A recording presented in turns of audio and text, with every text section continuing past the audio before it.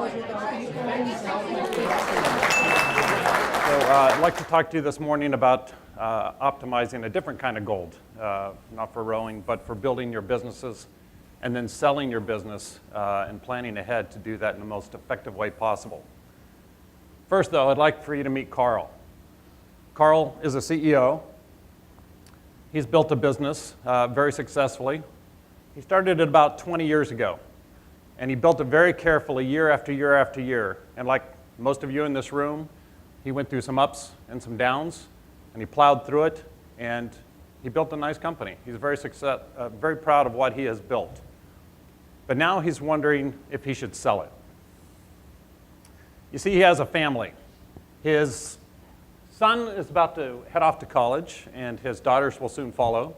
And sure enough, after that, at some point, they'll get married. And he'd like to help them with those expenses and to help them get started in life.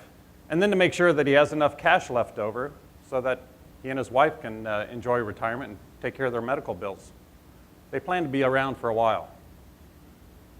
But personally, what he would really like to do is keep going, see if he can conquer that next hill in his career. Maybe put a few more eggs in that nest of his and try to build a business that's even bigger and better and take his own career to the next level. But he's worried because really to keep going in his business, he'll need to keep tapping into his family's savings. And he's pretty worried about doing that at this stage of his career.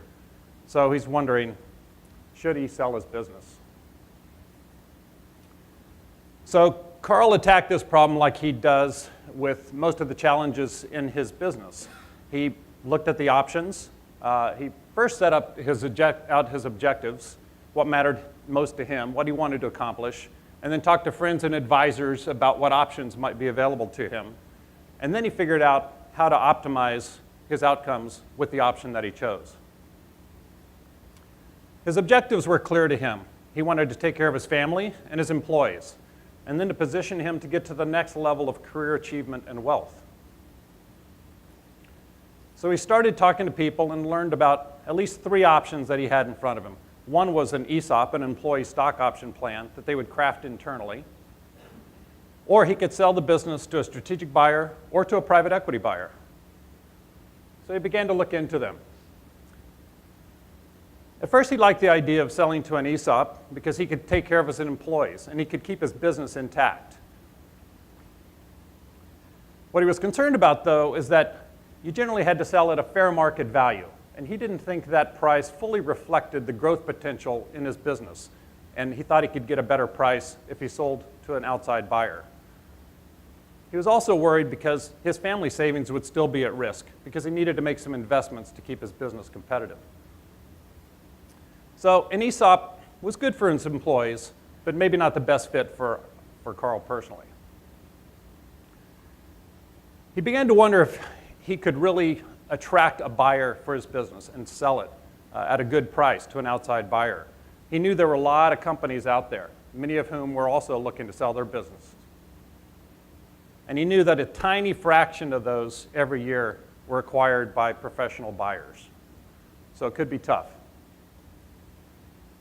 Not only that, the problem was getting worse. As more and more business owners approached retirement, people like a few of you here, they would be looking to sell their businesses as well. So more and more companies were coming out onto the market. It was going to be more competitive. So he tried to figure out if he could sell his business to a strategic buyer. He knew he could get a better price if he could find a strategic buyer that valued the advantages that his company provided. On the other hand, there were some disadvantages that he saw as well. He knew that a friend of his, Peter, in the alliance here actually, was in the process of selling his company to a strategic buyer and getting a great price for it. It was a perfect fit for the buyer. It had scalable IT infrastructure. It had market expertise that the strategic buyer really valued.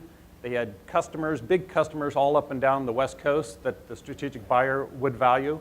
So it was a perfect fit for the buyer, and it was a perfect fit for Peter. Peter was ready to retire and enjoy life a little bit more. So he was really looking to get the highest price possible while still taking care of his employees. The strategic buyer offered that for him because Carl was not necessarily ready to retire, so he didn't really have that same need. But he also knew that a lot of the strategic acquisitions failed for various reasons. And he valued his employees and the legacy of his business, and he really didn't want to put them at risk. So while he felt that a sale to a strategic buyer might actually accomplish his objectives, he thought it was a little riskier than he wanted to take at this point. He was most excited as he learned more and more about it, about selling to a private equity buyer.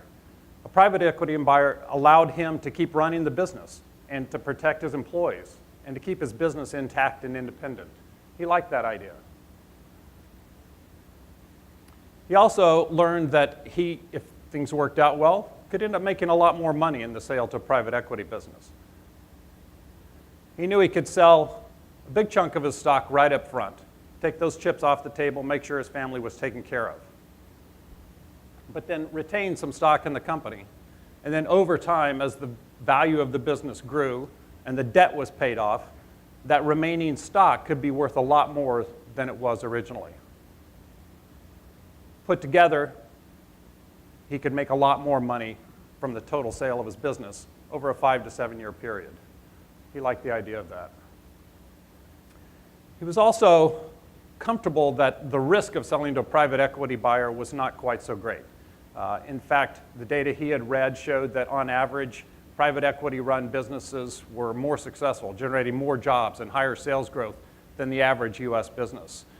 So he felt together with the support of the private equity buyer with more capital available for growth that he could grow the business quite well and get to the next level of career achievement for himself. So it seemed to meet his objectives quite well. So now the question was, how could he convince a private equity firm to buy his business and work with him? And how could he get the most out of that transaction?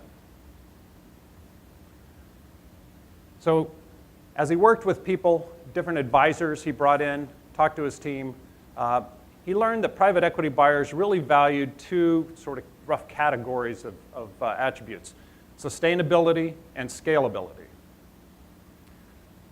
They really love sustainability these days because with the more sustainable the business was, the more reliable future income flows were, the more they could lever it with debt. And with more debt, their returns were substantially greater. And these days, debt was at an historically cheap price. And so the more debt they put on, the more leverage they had, the better their returns on their equity investments. So he gathered his advisors around and he thought, okay, we have to do some work here, develop an analysis, and really tell a story about my business and show very clearly how it's sustainable and scalable. First, he set about showing that historically his company has grown quite well, almost 20% a year. It's a little ups and downs along the way, but pretty stable over the long run. He also had a very loyal customer base and lost very little revenue each year from customer defections. So that revenue should continue. He was also able to analyze his revenue by customer and show that there wasn't a customer concentration problem, which is often an issue that private equity companies want to avoid. He defined his addressable markets and showed that in the niches that they served, they were dominant. They had dominant market share. They were the leaders, which is always valued by equity firms. He also showed that the markets they were serving were growing quite rapidly and should continue to grow rapidly over the next 5 to 10 years. He clearly quantified his value proposition, how what he delivered to customers was not only needed by those customers, but was valuable to them. And perhaps most importantly, he showed that his team was not only experienced, but they were stable. They would continue to be around for the long run. In fact, he heard that in the latest study of private equity firms, 50% of them said this was the most important factor of all to consider. Now, during this process, he began to learn a lot more about his business as well. He really learned which, for example, market segments, customer segments were the most profitable. He learned which products that he offered were the most profitable. And so in this process, he really began to shape and hone his business, not only improving his own bottom line, but the value of the company when he went to sell the business. It was much more attractive at the end of this process. He also found there were some things that he needed to fix in the business, ways to improve profitability and efficiency in the business. So he took care of those as well. Now, this one required a lot of help from his advisors, but he was able to really analyze what the best low-hanging fruit was in this business, where with just more capital from an investor, he would be able to continue to grow the business and perhaps even accelerate that growth. So this went on for about a year of analysis and making changes and improvements. Then he began talking to private equity buyers. And 11 months later, he closed a deal at a very attractive price with a private equity firm. He kept a seller note. He kept some stock in the company. And now in the first year, his company's doing very well, growing very nicely. And in fact, they're in the middle of making an acquisition that's going to grow the business even faster. So I'm not guaranteeing you that your outcomes can be as quick and strong as what Carl has achieved, but I would urge you that if you want to optimize your own outcomes in the sale of your business, plan ahead, make the appropriate improvements to your business, and it could take a long time and be a lot of work, but it will be well worth it. So good luck.